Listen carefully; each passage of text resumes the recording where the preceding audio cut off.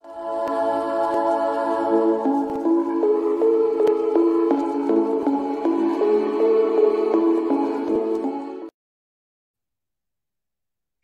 দর্শক মন্ডলী, আসসালামু আলাইকুম। সবাইকে আমন্ত্রণ জানাই রাজ টিভির নিয়মিত আয়োজন ফ্রাইডে নাইট উইথ রিউমাটোলজিস্টে, এবং আজ ৭৭তম পর্ব। বাংলাদেশ রিউমাটোলজি সোসাইটি দ্বারা আয়োজিত আজকের এই আয়োজনে আমরা কথা বলবো কোমর বা মাজা ব্যথা নিয়ে, এবং কারণ ও চিকিৎসা সম্পর্কে জানার চেষ্টা করব। দর্শক, কোমর ব্যথা এমন একটি সমস্যা যেটি আমরা আসলে সবাই জীবনের কোনো না কোনো পর্যায়ে আসলে এই ব্যথায় ভুগি, এবং বিভিন্ন কারণে এই কোমর ব্যথা হচ্ছে। কোমর ব্যথা যাদের আছে তাদের হাঁটা চলা, তাদের দৈনন্দিন জীবনের স্বাভাবিক কাজকর্ম কিন্তু ব্যাহত হতে পারে এই কোমর ব্যথা থেকে। এই খুবই কমন একটি সমস্যা কোমর ব্যথা। এই সমস্যাটি নিয়ে আজ কথা বলবো, এবং আমি নিশ্চিত যারা এই মুহূর্তে আমাকে দেখছেন তাদের কোমর ব্যথা নিয়ে হয়তো অনেক কিছু জানবার আছে। আপনাদের প্রশ্নের উত্তর দেওয়ার জন্য কিংবা আপনাদের সমস্যার সমাধান দেওয়ার জন্য আজকের এই আয়োজন। দর্শক, আজকের গুরুত্বপূর্ণ আয়োজনে আমার সাথে আছেন গেস্ট এক্সপার্ট হিসেবে doctor MD Zahid Amin, consultant and head, department of medicine, central police hospital, Dhaka. Sir, আসসালামু আলাইকুম। ওয়ালাইকুম সালাম। অসংখ্য ধন্যবাদ স্বর্ণা তোমাকে, প্লাস আজকের যারা এই প্রোগ্রামের আয়োজন করেছেন সবাইকে এরকম একটা গুরুত্বপূর্ণ টপিকস আয়োজন করার জন্য। আমি বাংলাদেশ রিউমাটোলজি সোসাইটি এবং প্রফেসর মিনহাজ রহিম চৌধুরী এবং আমাদের যারা এখানে অর্গানাইজার তাদের সবাইকে আমি আমার পক্ষ থেকে ধন্যবাদ জানাচ্ছি। অসংখ্য ধন্যবাদ স্যার। স্যার, আমরা আজ কোমর ব্যথা নিয়ে অনেক কিছু জেনে নেওয়ার চেষ্টা করব আপনার কাছ থেকে। আশা রাখছি খুব প্রাণবন্ত এবং একটি তথ্যবহুল একটি আলোচনা আমার দর্শকদের উপহার দিতে পারবো। দর্শক, আমাদের আলোচনায় যারা অংশগ্রহণ করতে চান, যারা বিভিন্ন প্রশ্নের উত্তর জেনে নিতে চান, আমাদের লাইভ চলাকালীন সময়ে কমেন্ট সেকশনে নাম, বয়স এবং সমস্যার কথা বিস্তারিত লিখে জানাতে পারেন আমাদের কমেন্ট সেকশনে। আমরা চেষ্টা করব আপনাদের সমস্যার সমাধান দিতে। আমি জানি না আসলে আমাকে ঠিক মতো দেখা যাচ্ছে কিনা। ইন্টারনেট সংযোগের গোলাযোগের জন্য আমি স্যারকে এই মুহূর্তে ঠিকভাবে দেখতে পাচ্ছি না, তবে স্যারের কথা শুনতে পাচ্ছি। আমার মনে হয় আমাদের দর্শক যারা আছেন এই মুহূর্তে দেখছেন, তারা স্যারকে দেখতে পাচ্ছেন আশা করি। আমি যাই হোক, আমি আমার প্রশ্নের পর্বে চলে যেতে চাই, তবে একটু বলে রাখি আমাদের আজকের এই আয়োজনটির সায়েন্টিফিক পার্টনার ডেল্টা ফার্মা এবং পাওয়ার্ড বাই ইউপাসেট। দর্শক, কোমর বা মাজা ব্যথা নিয়ে কথা বলবো। আমি শুরুতে ডাক্তার মোহাম্মদ জাহিদ আমিন স্যারের কাছ থেকে জেনে নিব। স্যার, এই যে কোমর বা মাজা ব্যথা এই সমস্যা নিয়ে নিশ্চয়ই প্রচুর রোগী পান স্যার রেগুলার প্র্যাকটিসে। স্যার, কোমর বা মাজা ব্যথা নিয়ে মূলত কারা আক্রান্ত হচ্ছে, স্যার আপনার পর্যবেক্ষণ কি বলে? কোমর আর মাজা ব্যথা যেটা আমরা বলি, এটা আসলে সব বয়সে মানুষই আক্রান্ত হতে পারে, তবে 20 থেকে 55 বছর এই মানুষরা বেশি আক্রান্ত হয়, বারবার আক্রান্ত হতে পারে। তবে সব বয়সের মানুষই আক্রান্ত হয়, ছোটদের কিছুটা কম হয়, এটা বলা যায়। ধন্যবাদ স্যার। সুতরাং আমরা বুঝতে পারলাম দর্শক, আসলে আমরা সবাই কিন্তু কোমর ব্যথায় আক্রান্ত হওয়ার ঝুঁকিতে আছি। আমরা একটু স্যার, যেহেতু কোমর ব্যথা নিয়ে কথা বলবো, একটু কোমর ব্যথাটা কেন হয় এটা আসলে জেনে নিলে আমাদের অনেকের জন্য এই বিষয়টা বুঝতে সুবিধা হয়। স্যার, একটু যদি বলতেন যে কি কি কারণে কোমর ব্যথা হয় মূলত। আচ্ছা, এটা বুঝতে গেলে সাধারণভাবে যদি চিন্তা করি তাহলে কোমরের মধ্যে যে শারীরিক যে অংশগুলো আছে, যেমন মাংসপেশি আছে, এখানে হাড্ডি বা বোনস আছে, এবং আহ, আহ, এখানে নার্ভ মানে স্নায়ু এখান দিয়ে যায়। তো এই সব অংশেরই যে কোনোটাতেই সমস্যা হলে কিন্তু এই কোমর ব্যথাটা হতে পারে। তো সেই ক্ষেত্রে আমাদের কারণ চিন্তা করলে এই সব কিছুই মাথায় রাখা লাগবে যে এগুলো। তবে একটা ভালো ব্যাপার হচ্ছে যে ধরেন 85% ক্ষেত্রেই আমাদের যে কোমর ব্যথাগুলো হয় এগুলো নন স্পেসিফিক ব্যাক পেইন বলি আমরা, বা এখানে কোনো সিরিয়াস কারণ থাকে না। এবং আহ, বাকি যাদের কিছুটা সিরিয়াস কারণ থাকে তাদেরও বেশিরভাগই চিকিৎসাযোগ্য, এবং অনলি খুব অল্প পার্সেন্টেজ ক্ষেত্রে কোমর ব্যথায় অপারেশনের প্রয়োজন হয়, খুব অল্প পার্সেন্টেজ।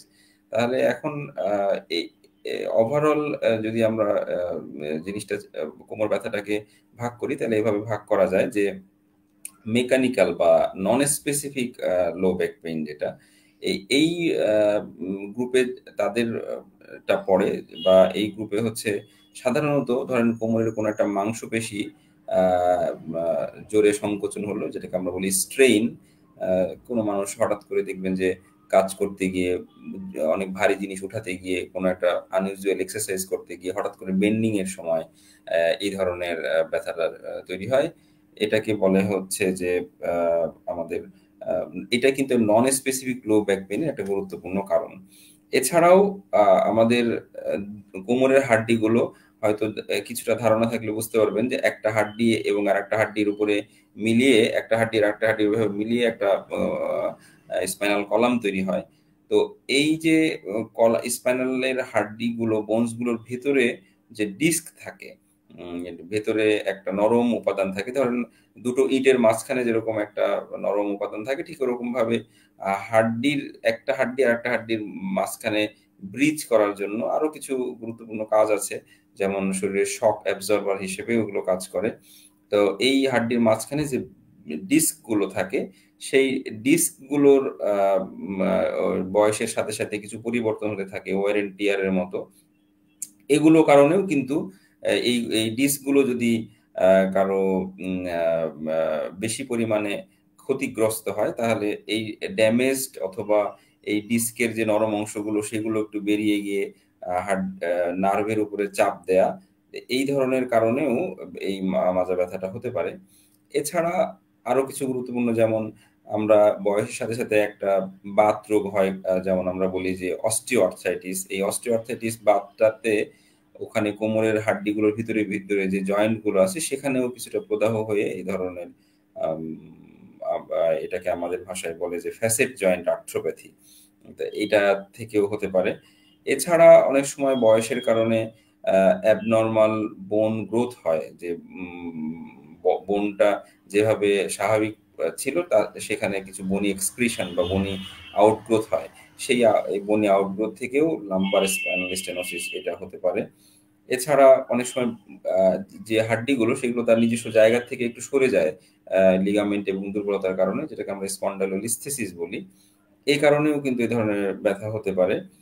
আরেকটা গুরুত্বপূর্ণ যে জিনিসটা সেটা হলো যে আহ, যেটা অল্প পার্সেন্টেজ মানুষের হয়, কিন্তু সেটাও খুব গুরুত্ব রাখে আমাদের দিক থেকে, যে কোনো তীব্র বাতরোগ যেমন অ্যানকাইলোজিং স্পন্ডিলাইটিস, কোনো ইনফেকশন যেমন টিবি, অথবা অনেকগুলো টিউমার এই ধরনের কারণেও হতে পারে। তবে আমি বারবারই বলবো যে এই এই ধরনের সিরিয়াস কারণগুলো অনেক কম, অনেক কম মাত্রায় হয়।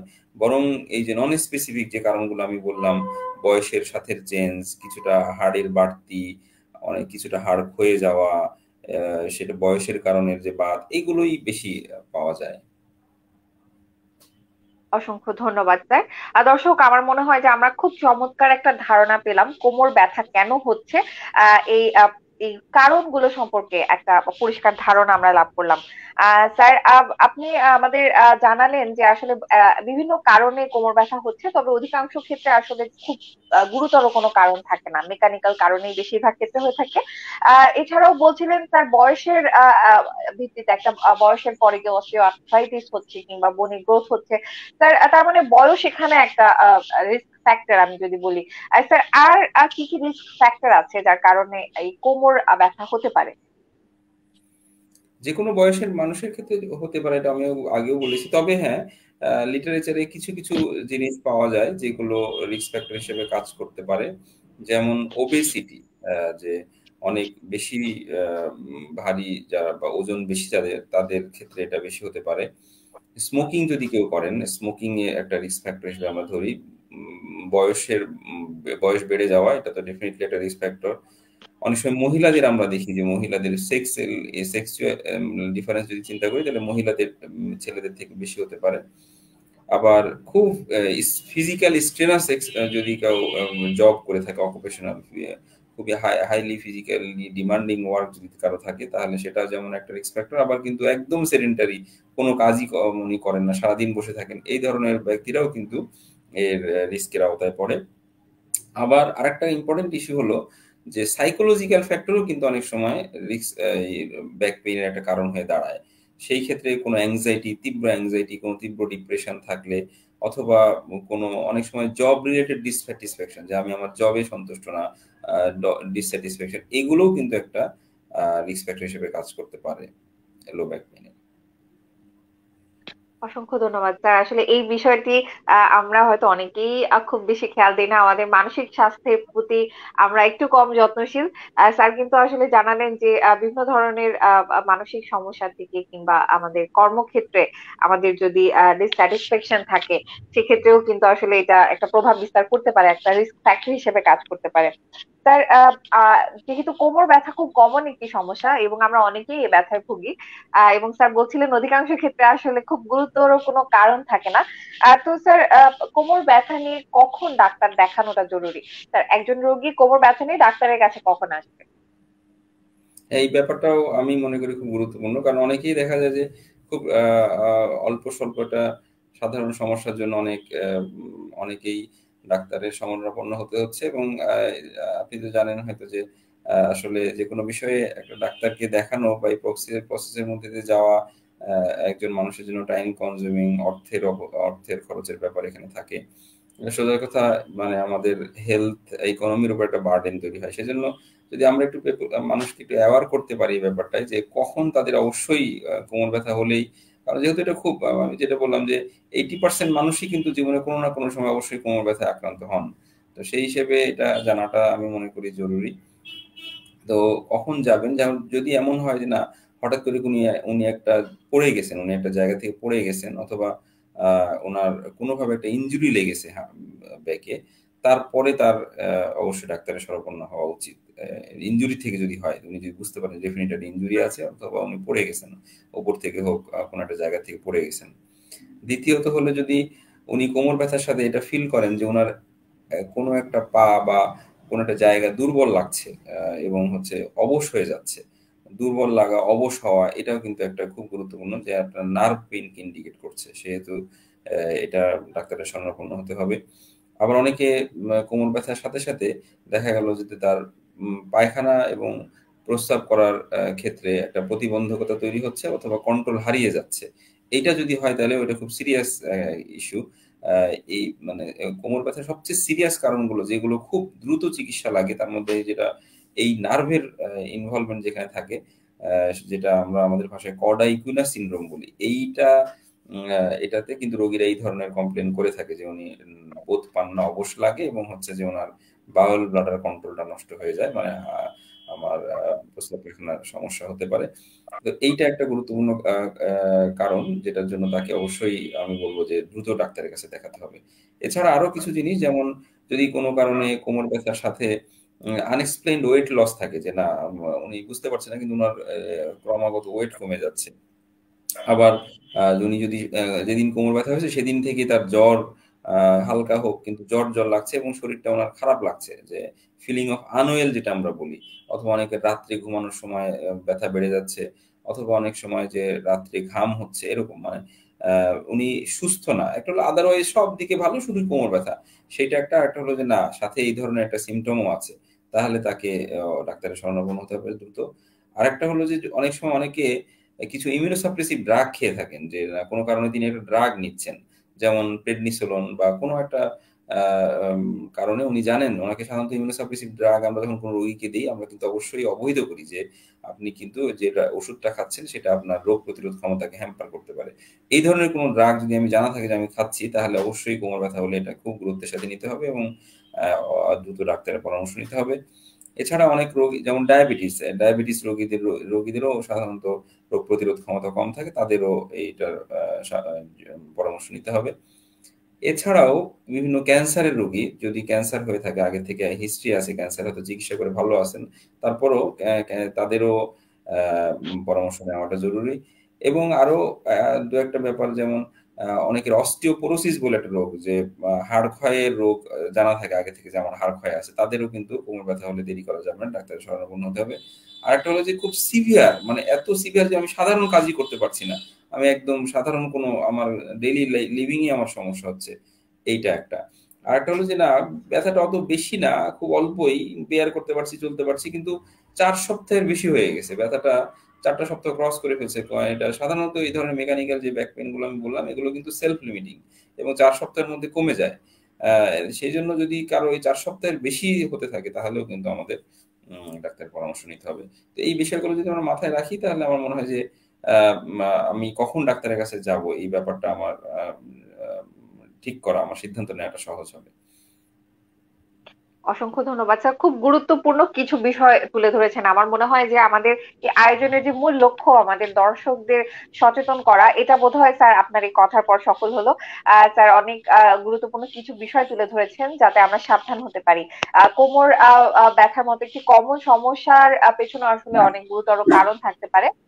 সেক্ষেত্রে আসলে অবশ্যই চিকিৎসকের শরণাপন্ন হতে হবে, এবং স্যার যে কথাগুলো আমাদের জানিয়ে দিলেন, আমার মনে হয় এগুলো মনে রাখা খুব প্রয়োজন। স্যার, আমাদের রোগীদের অনেক ক্ষেত্রে কোমর ব্যথা নিয়ে তিনি যখন ডাক্তারের কাছে যান, তিনি আশা করেন যে তিনি একটা এক্স রে করবেন কিংবা কোনো ইমেজিং টেস্ট করবেন। আবার অনেক সময় দেখা যায় যে চিকিৎসক আহ, যিনি আছেন তিনিও হয়তো ইমেজিং এর উপর একটু গুরুত্ব আরোপ করেন। স্যার, এই ব্যাপারে একজন বিশেষজ্ঞ চিকিৎসক হিসেবে আপনার কাছ থেকে একটু জেনে নিব, স্যার, কোমর ব্যথা নিয়ে আসলে কখন ইমেজিং টেস্টের প্রয়োজন হয়?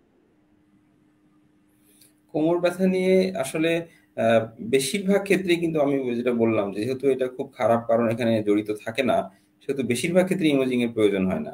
এটা অনেক সময় রোগীদের ক্ষেত্রে কনসেপশনের মধ্যে একটু অনেক সময় দেখা যায় যে ডাক্তারের কাছে গেলাম, আমার তো কোনো পরীক্ষা নিরীক্ষা করে দেখলেন না। আসলে যেহেতু আমরা অনেক সময় কথা শুনে অথবা রোগীকে পরীক্ষা এক্সামিন করে আমরা বুঝে যাই যে কোনো সিরিয়াস আন্ডারলাইং কারণ হয়তো নেই, সেহেতু আমরা অপেক্ষা করার নিমিত্তে 4 সপ্তাহ যদি পার না হয়ে থাকে, অনেক সময় রোগীরা তার আগেই আমাদের কাছে আসেন, তা আমরা সাধারণ পেইন কিলার বা এগুলো দিয়ে আমরা অপেক্ষা করি, এবং এই অপেক্ষাটা কিন্তু যৌক্তিক। যদি আমি সিরিয়াস কোনো আন্ডারলাইং প্যাথোলজি আমি খুঁজে না পাই তাহলে অপেক্ষা করে আসলে আপনি জানেন হয়তো যে ইমেজিং মানেই এখানে রেডিয়েশন, ইমেজিং মানেই কস্ট, এইসব ব্যাপার থাকে।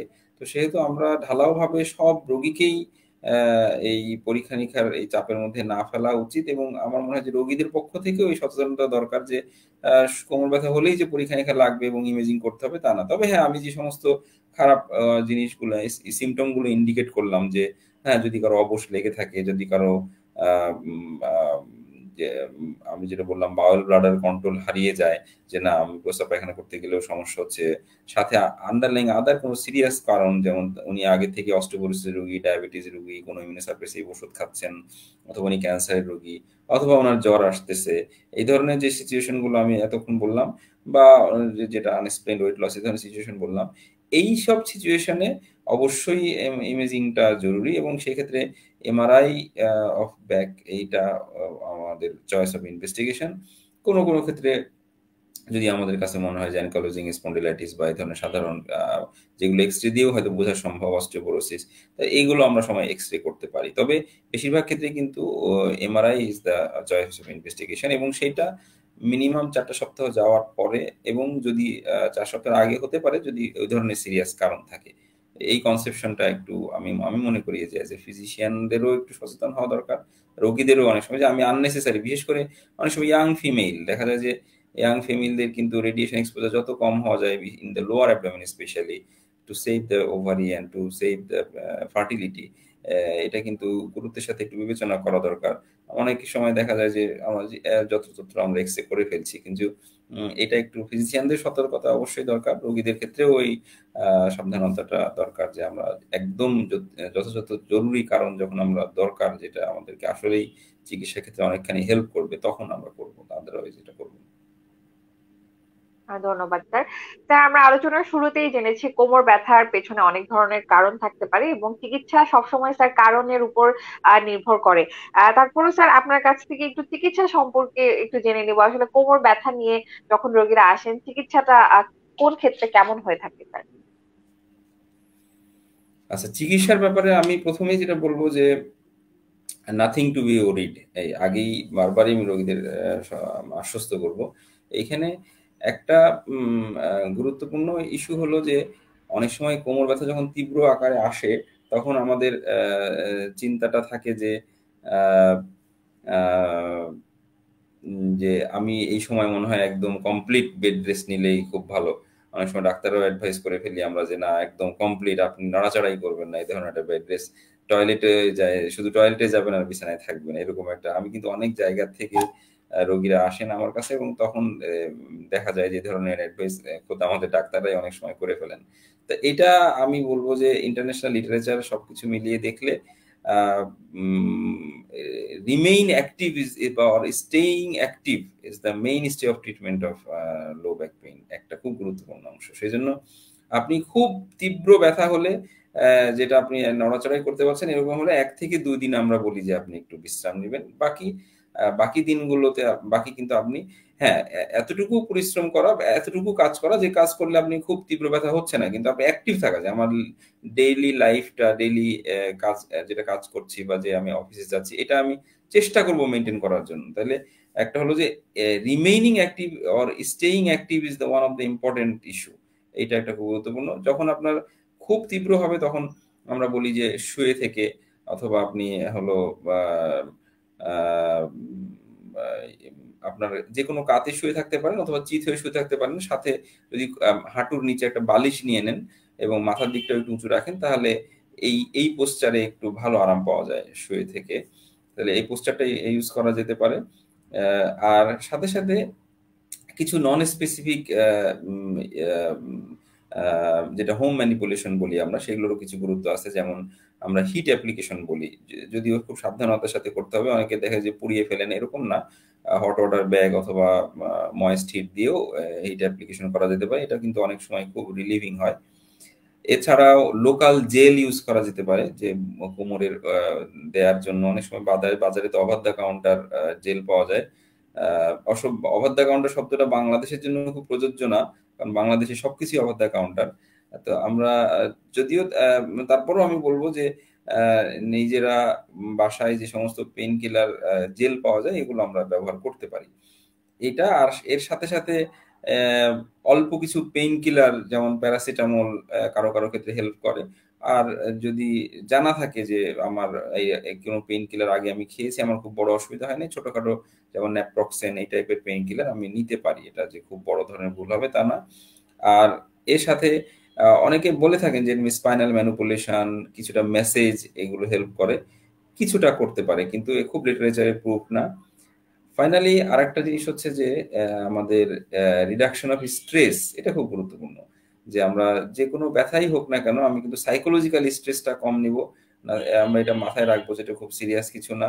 এবং হলো আমরা এই সাইকোলজিক্যালি অন্য কোনো যদি ইস্যুস থাকে, যেমন অ্যাংজাইটি, ডিপ্রেশন, সেগুলোর কিন্তু একটু চিকিৎসা নিতে হবে, অ্যাড্রেস করতে হবে। এইগুলো হলো নন স্পেসিফিক ব্যাক পেইনের চিকিৎসা।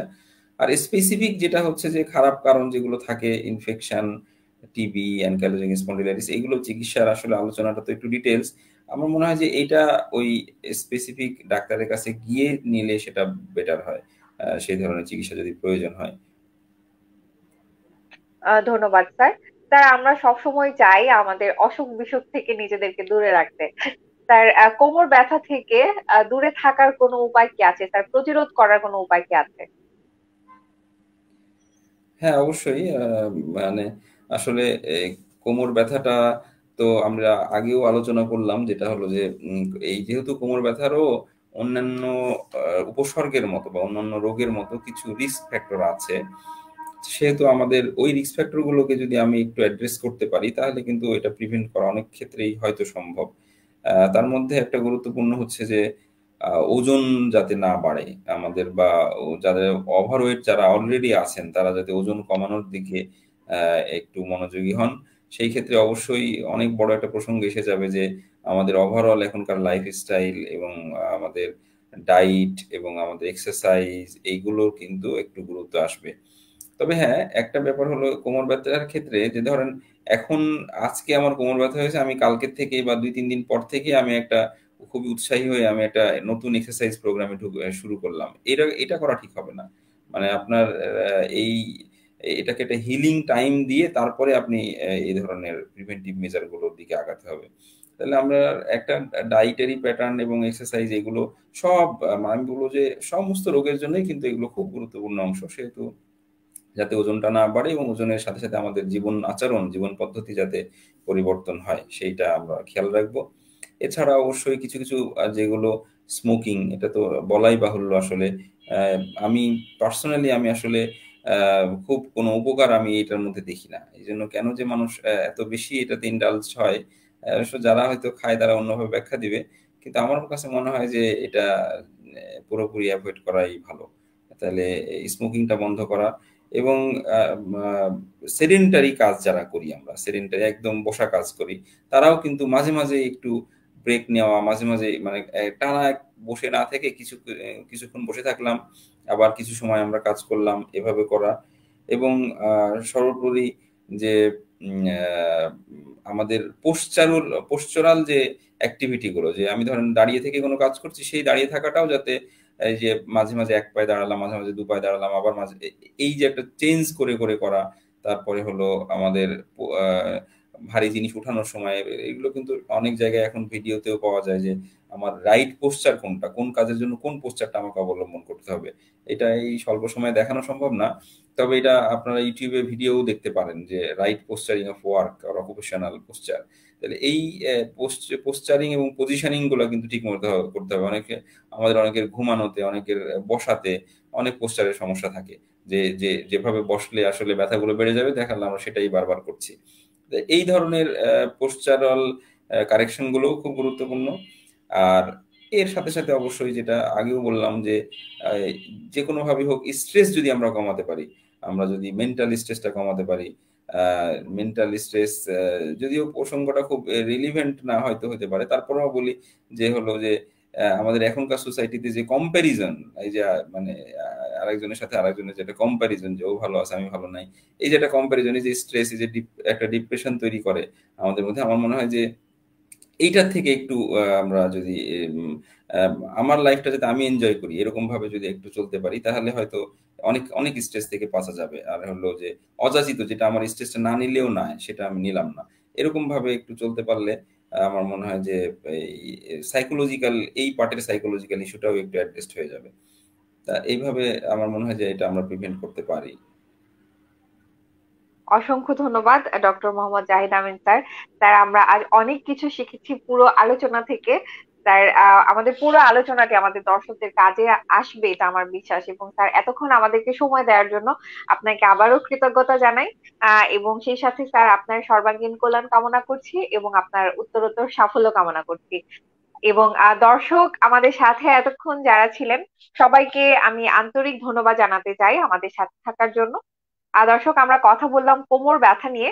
আশা রাখছি আমরা যে তথ্য পরামর্শগুলো আসলে আপনাদের সামনে উপস্থাপন করার চেষ্টা করেছি সেগুলো আপনাদের কাজে আসবে। এবং আমরা সকলে কোমর ব্যথা থেকে দূরে থাকতে পারবো। দর্শক আমাদের আজকের এই আয়োজনটি বাংলাদেশ রিউমাটোলজি সোসাইটি দ্বারা আয়োজিত হয়েছে, ফ্রাইডে নাইট উইথ রিউমাটোলজিস্ট। এবং আজ ৭৭তম পর্ব ছিল। আমাদের সায়েন্টিফিক পার্টনার ডেল্টা ফার্মা এবং পাওয়ার্ড বাই ইউপাসিফ। আপনাদের সাথে সঞ্চালনায় ছিলাম আমি ডাক্তার শারমিন নাহার স্বর্ণা। পরবর্তী আয়োজন দেখার আমন্ত্রণ জানিয়ে আজকের এই আয়োজন এখানেই শেষ করছি। আল্লাহ হাফেজ। You are watching Raj TV, Jagorone, Bangladesh. Please subscribe our channel.